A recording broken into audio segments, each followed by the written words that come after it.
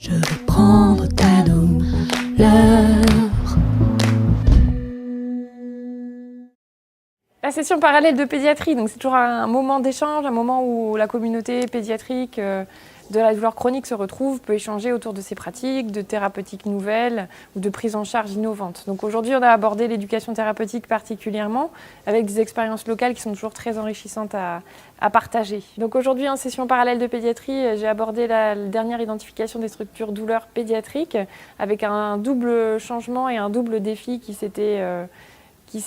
mis en place avec un changement des régions déjà et des nouvelles régions très grandes et donc un maillage territorial plus difficile à mettre en place et un changement des critères eux-mêmes dont certains ont été très positifs et d'autres un peu plus compliqués, notamment la mise en place des RCP pédiatriques avec lesquels on rencontre certaines difficultés. L'avenir des structures douleurs chroniques, c'est des recommandations de bonnes pratiques qui vont être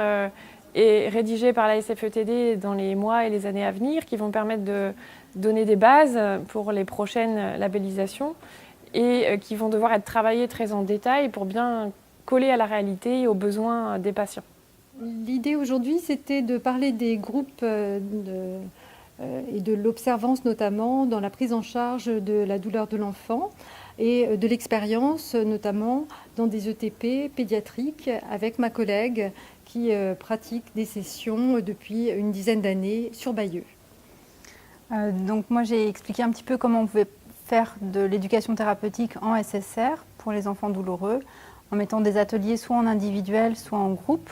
où on va reprendre un petit peu les notions de douleur chronique, douleur aiguë, qu'ils connaissent mieux leur pathologie, qu'ils puissent utiliser des techniques non médicamenteuses comme la relaxation et puis on ouvre aussi sur des ateliers qui sont non spécifiques avec le sommeil, la santé c'est quoi, le fait de bouger où ils sont mélangés à des enfants qui ont d'autres pathologies.